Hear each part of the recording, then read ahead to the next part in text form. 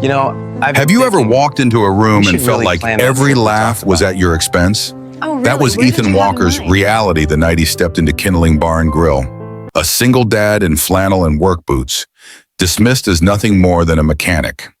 But what no one expected was that this quiet man with grease still on his hands carried a truth that would silence the room and change the way an entire city was built. The laughter was louder than it needed to be.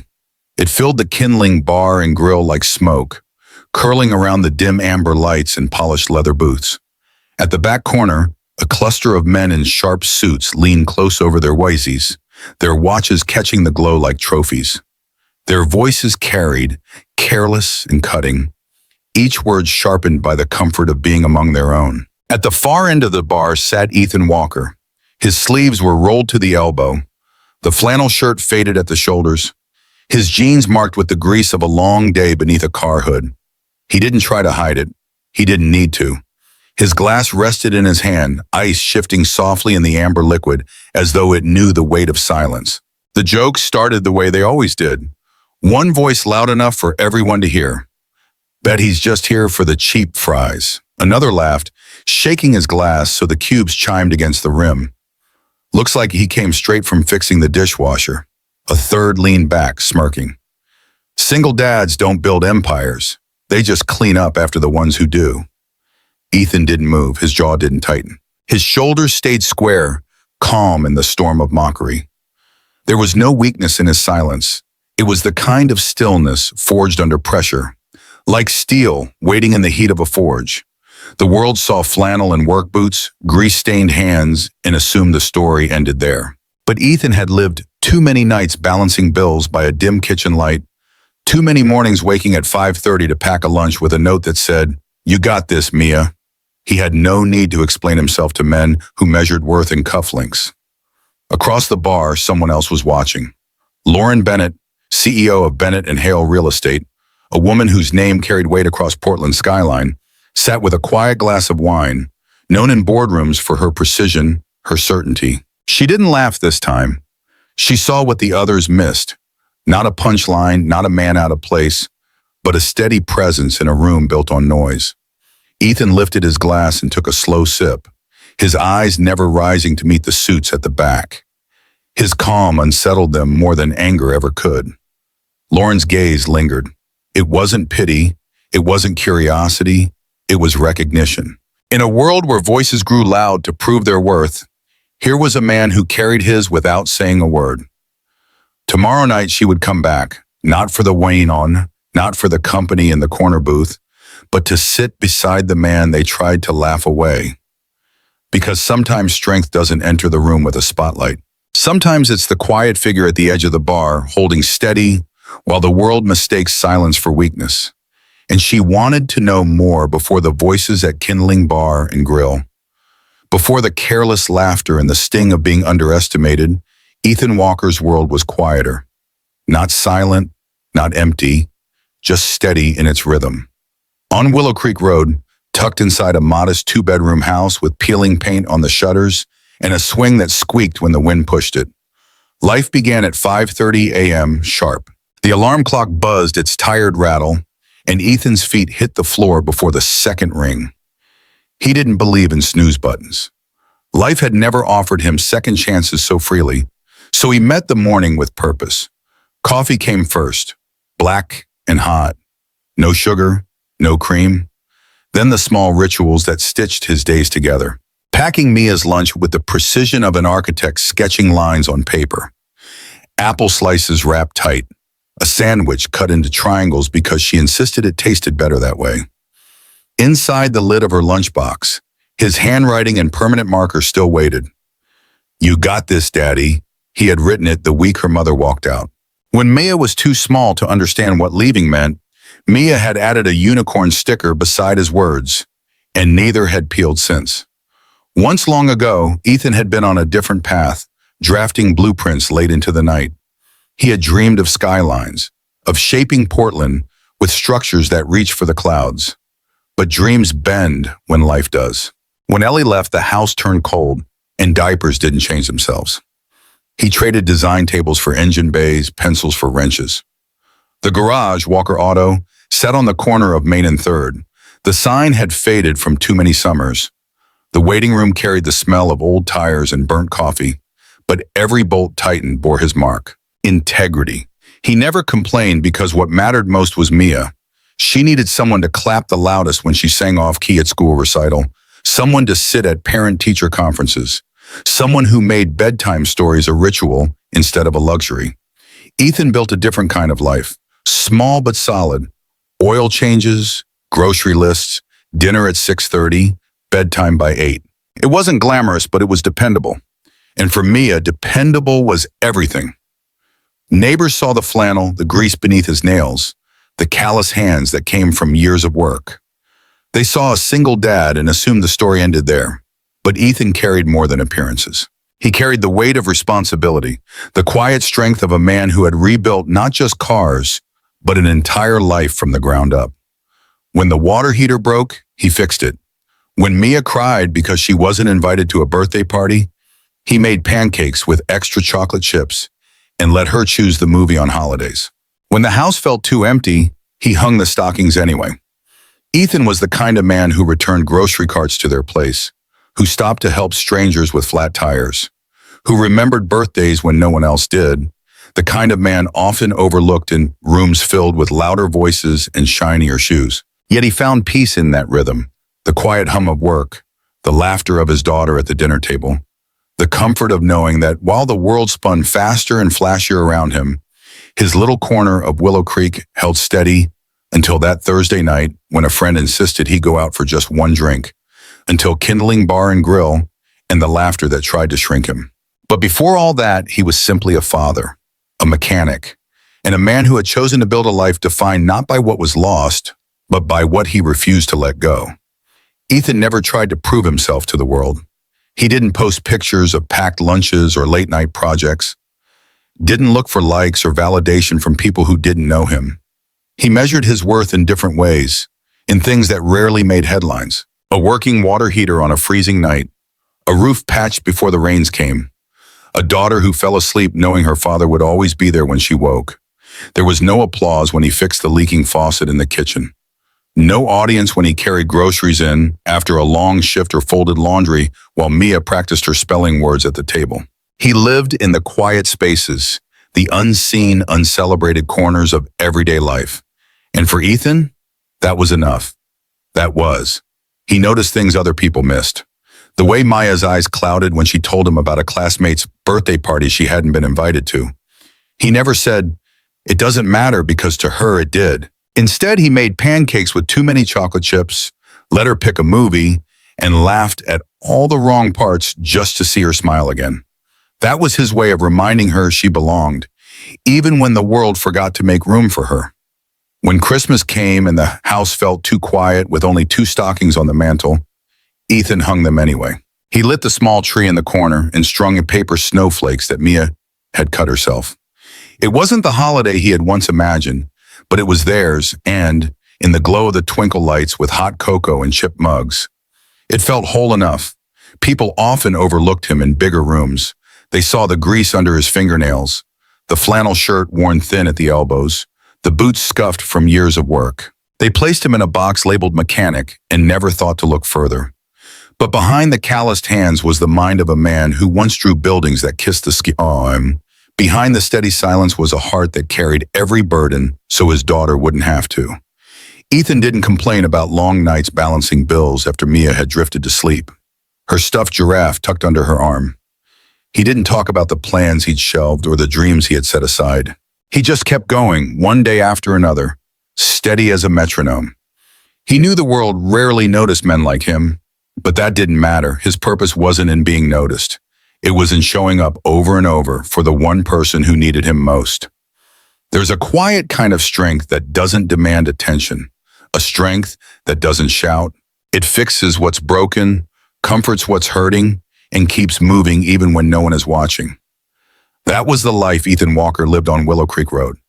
And though the world may have overlooked him, he had already built something more enduring than recognition.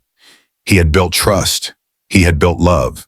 He had built a life that mattered. And that was the man who one Thursday night walked into Kindling Bar and Grill, a man no one expected, but one whose presence would soon change everything. It was Tom, his oldest friend, who finally pushed him. "Just one drink," Tom had said with a grin. "You never go out anymore."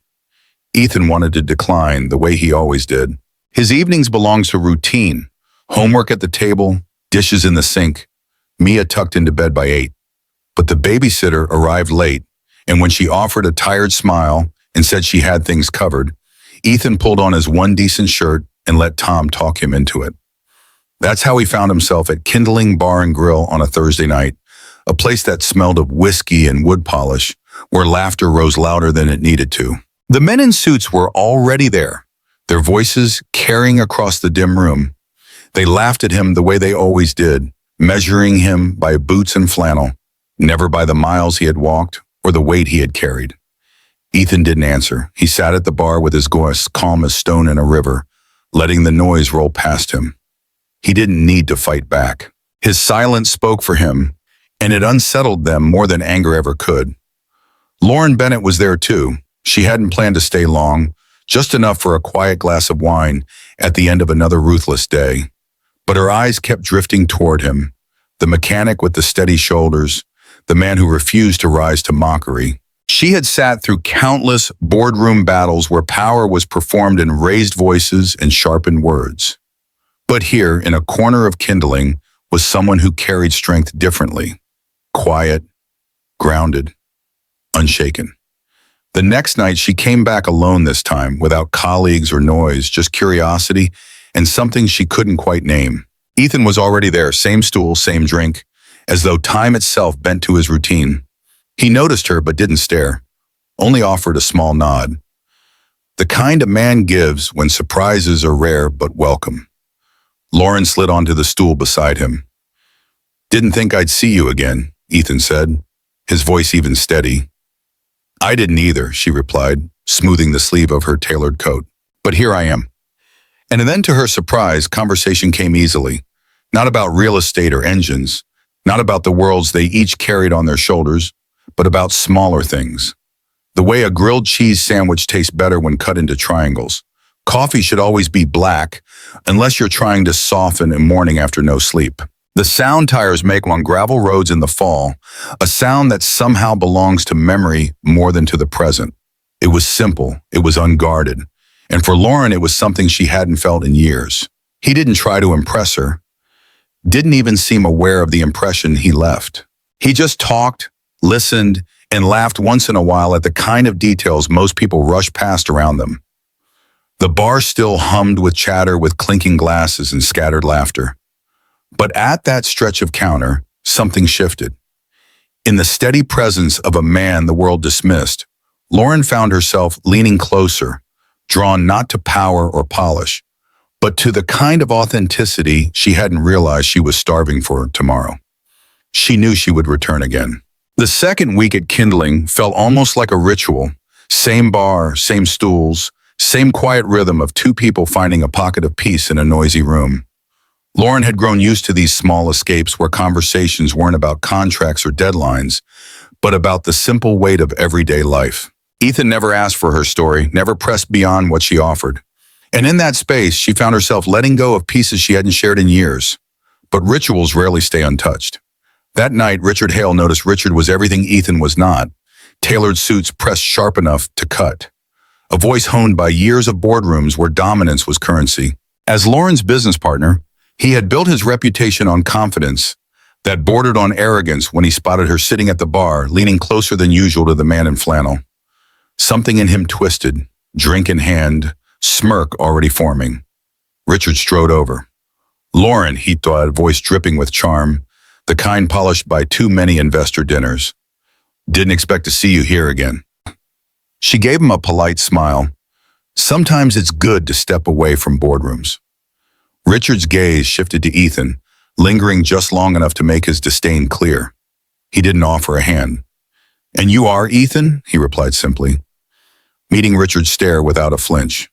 "The mechanic," Richard said with a soft scoff, the word dressed as both fact and insult. He turned back to Lauren.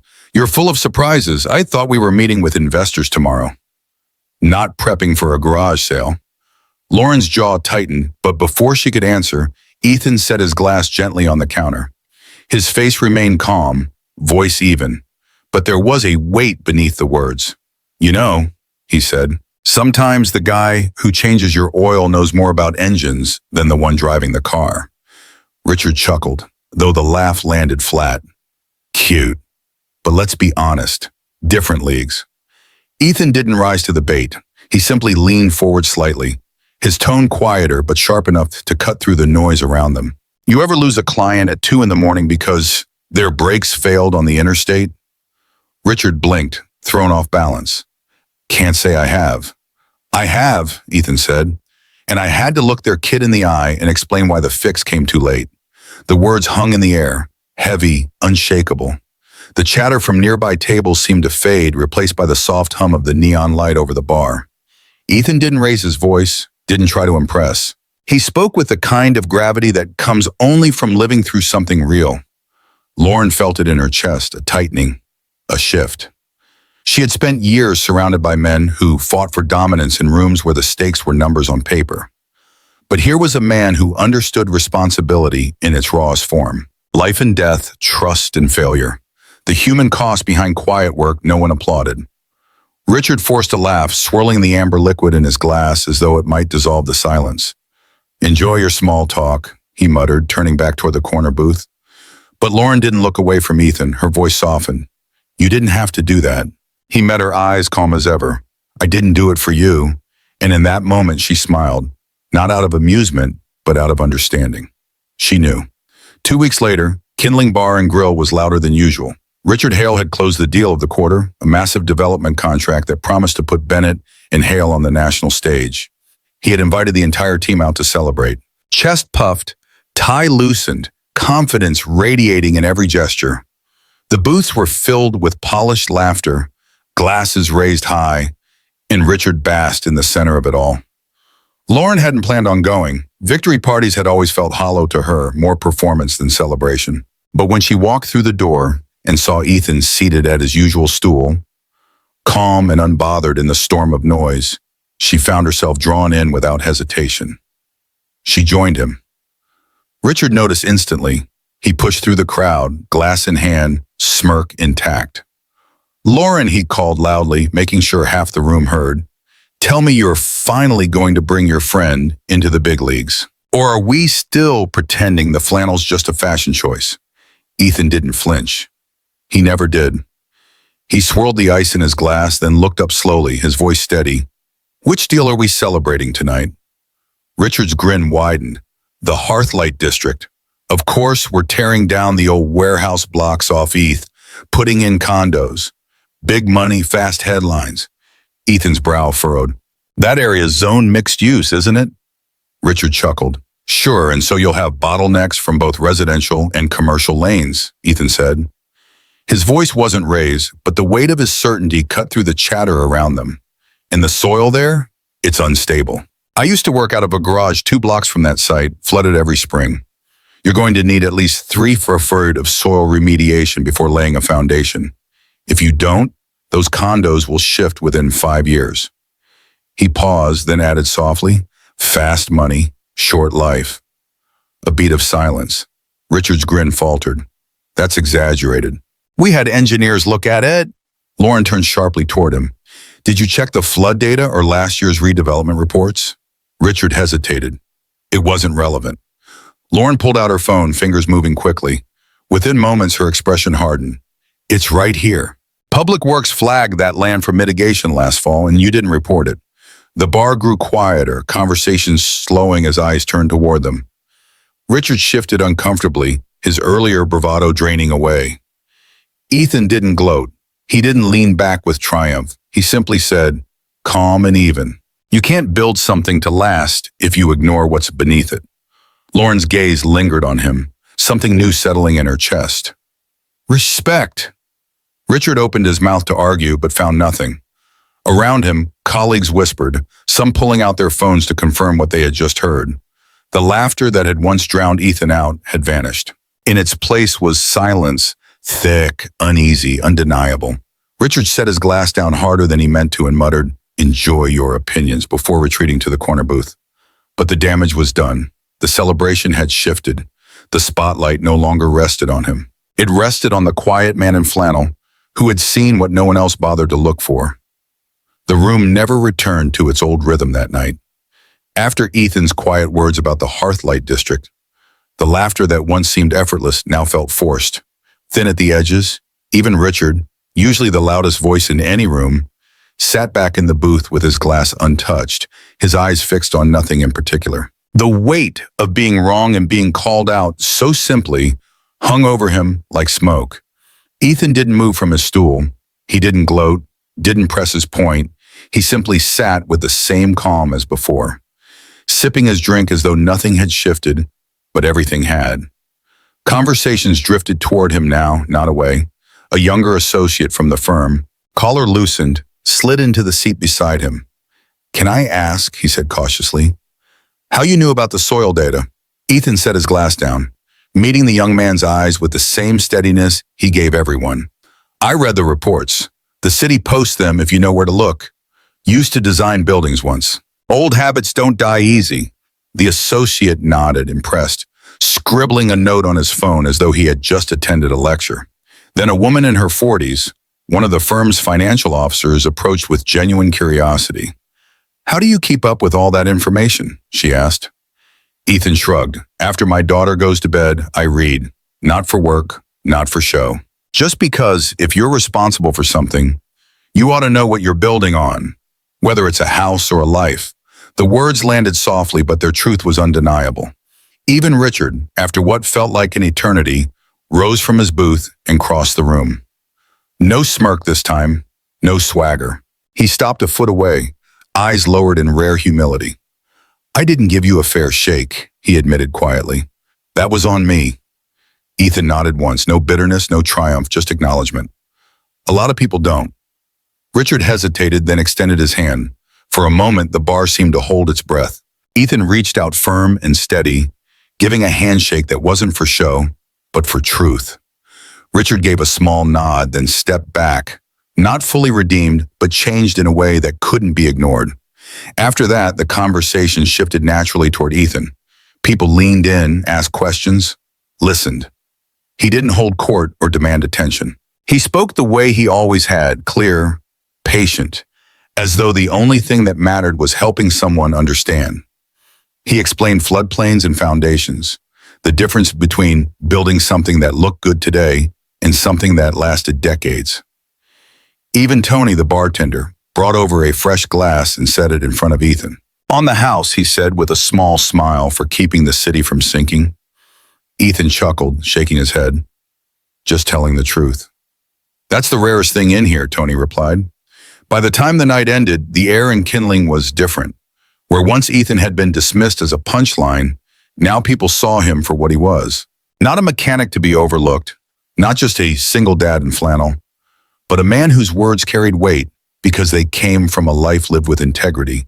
And for the first time, the room looked at him not with mockery, but with respect. By early spring, the shift had become impossible to ignore. What began as a quiet exchange in a bar now rippled outward into the streets of Portland, changing the way Bennett and Hale approached their work. Lauren Bennett, who had built her career on precision and polish, made a decision that startled her board, but felt inevitable to her heart. She called it Foundations. The idea was simple, though no one had dared put it into practice before. Pair the polished theories of architects and developers with the lived knowledge of people who work the ground every day. Listen to the voices who knew how water pulled in alleyways after storms, who remembered when basement flooded year after year, who could read the land not from blueprints, but from scars left by weather and time. And at the center of this experiment, she placed Ethan Walker, not as a token face, not as a gesture, but as a lead advisor. Ethan didn't trade his flannel for a suit or his boots for polished shoes. He didn't move into a corner office lined with glass. Most mornings he was still at Walker Auto, sleeves rolled, a wrench in his hand, fixing alternators and brake pads. But 2 or 3 times a week, he met with teams from Bennett and Hale, guiding them through sites the way other men guided tours. The young engineers followed him with clipboards, their boots crunching over gravel while Ethan knelt to run a hand across the soil. "Hear that?" he'd say, tapping a patch of ground that carried a hollow thud. That's water sitting where it shouldn't. You build here without draining it right. Your foundation will shift before the paint dries on the walls. He taught them to listen to the way old beams leaned, to notice the smell of damp wood, to trust the feel of land beneath their feet more than a spreadsheet. These were lessons that didn't come from textbooks, but from years of fixing what other people ignored. Some of the interns started calling him Mr. Walker, others simply Jack of the Ground, though he never cared much for titles. What mattered to him was that people were finally listening, not because he demanded it, but because the truth he carried couldn't be denied. Lauren often joined these walks. Sometimes she brought documents tucked under her arm, but more often she came with 2 coffees and a quiet smile.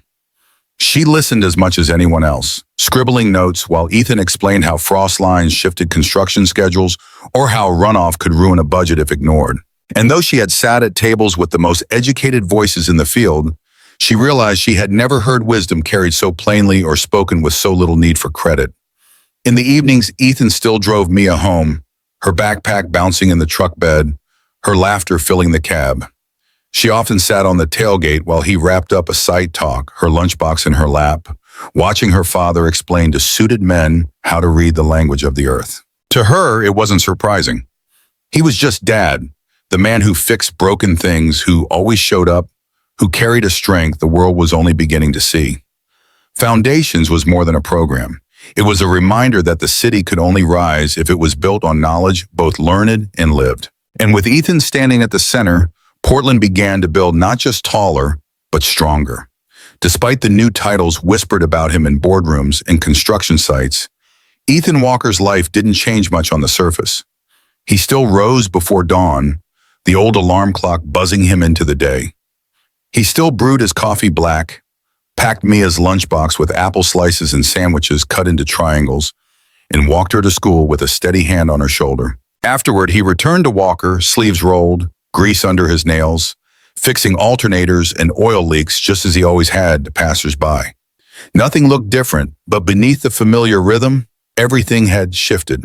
Because now, when Ethan spoke, people listened, not with polite nods or half-distracted smiles, but with genuine focus, as though his words carried weight they hadn't realized they needed. Developers leaned in at meetings. Young architects jotted notes. City planners paused to reconsider blueprints when he pointed out what the ground itself had been telling them all along. His voice, once overlooked in the noise of shinier shoes and louder rooms, had become a compass.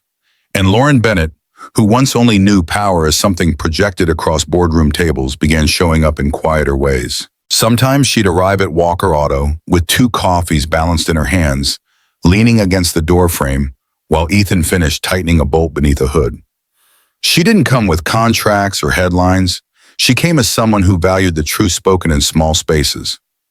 Black, no sugar, she'd say, handing him the cup, a faint smile playing at the edge of her expression.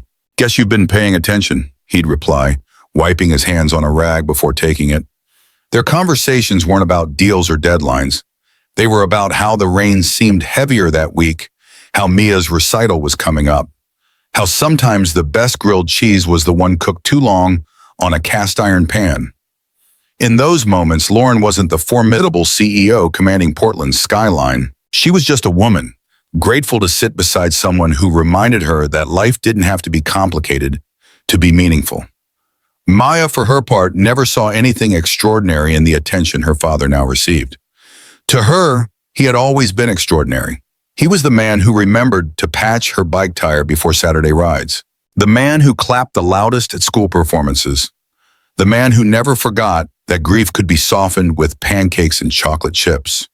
When she watched him at a construction site, surrounded by men in suits, listening intently as he pointed out where water pulled after storms, she didn't see a mechanic turned consultant. She saw her hero. Ethan never asked for recognition, never sought applause. He carried on as he always had, steady and grounded, moving between the garage and the field with the same quiet resolve. But now the city carried his fingerprints in ways most people would never see. Stronger foundations, safer homes, projects designed not only to rise, but to last. And while Portland's skyline began to grow with new structures, Ethan Walker's life remained rooted in the small, steady truths that had always defined him. A man in flannel, a father with callous hands, a voice once overlooked but now impossible to ignore. Time has a way of softening the sharpest edges, of turning single moments into quiet legacies in the months that followed. Ethan Walker's presence began to echo through Portland in ways he never sought but could no longer avoid. Developers spoke of him with respect. City planners consulted him before signing contracts, and interns repeated his words as if they were lessons etched into stone. He became, without ever intending to, a symbol not of success in the traditional sense, but of honesty, responsibility, and the rare kind of integrity that outlasts applause. Yet Ethan himself remained unchanged. He still worked the same hours at Walker Auto, still brewed his coffee black each morning, still waited outside Mia's school in the dented pickup truck she had decorated with stickers. His life didn't swell with grandeur. It deepened with purpose. And perhaps that was the point. Thursday nights at Kindling Bar and Grill never faded from his routine. Around 6 or 9, he would take his familiar stool, order the same drink, nod to Tony the bartender like they had been friends for decades. But the air was different now. Where once the sound of mocking laughter filled the corners, there was instead a respectful quiet. Heads turned toward him, not out of curiosity, but out of recognition. Even Richard Hale, once his loudest critic, now offered a nod from across the room. Subtle, steady, without pretense. It wasn't friendship, perhaps, but it was respect. Lauren was there too, more often than not, slipping onto the stool beside him with her usual coffee or glass of wine. They didn't always need words. Sometimes they simply sat shoulder to shoulder, letting the hum of the bar surround them while silence carried its own conversation. She no longer looked at him as the world once had with doubt or expectation, but as a companion, someone who had reminded her that strength is not performance. It is presence. For Ethan, it was never about changing the way others saw him. He had always been the same man, the father who fixed what was broken, the mechanic who read city reports by lamplight, the soul who carried on quietly day after day. What had changed was the world's willingness to finally see him clearly. And that is the truth that lingered long after the laughter faded. Real strength doesn't demand a stage. It doesn't need to shout to be heard. It shows up steady and unshaken in the early mornings, in the late nights, in the hands that keep building when no one is watching. Ethan Walker never chased greatness. He simply chose to be present for the people who depended on him, to carry the responsibility without complaint, to stand firm when others faltered. And in doing so, he became something greater than the suits in the back booth ever imagined. A reminder that the truest power lies not in noise, but in the quiet endurance of love and duty. So when you picture him now, don't see the man mocked for his flannel or his work boots. See the man at his familiar stool in Kindling Bar and Grill, calm and steady, surrounded by a city built stronger because he cared enough to notice what others overlooked. And remember, this real strength is never loud. It is the quiet kind, born of devotion, lived out in ordinary days, and carried forward for the ones we love. What if I asked you to pause and reflect on the essence of Ethan Walker's journey in this story? What do you notice about how he carries himself amid ridicule, and how that quiet resilience transforms not just his own life, but the perceptions of those around him? Might it reveal a profound lesson about the power of understated strength in a world that often equates value with volume and visibility? Consider, in our own lives, have you ever felt dismissed based on appearances, like Ethan in his flannel and work boots, only to realize that true worth lies in the unseen efforts, the late nights balancing responsibilities, the small acts of integrity that build unshakable foundations? What emotions stir in you when you think about how Ethan's silence spoke louder than mockery, leading to respect, change, and even a city's stronger skyline? Could this teach us that patience and authenticity, rather than confrontation, can dismantle prejudices and inspire growth? Now, imagine weaving these insights into a heartfelt message for an audience. How might you phrase it to evoke empathy, encouraging them to recognize their own quiet strengths? Let's explore together. Perhaps start by drafting a few sentences on the emotional impact of being overlooked, yet prevailing. What words would make it resonate deeply, around 200, 300 words, ending with an inviting call to comment and subscribe? Share your thoughts, and we'll refine it step by step to foster that discovery.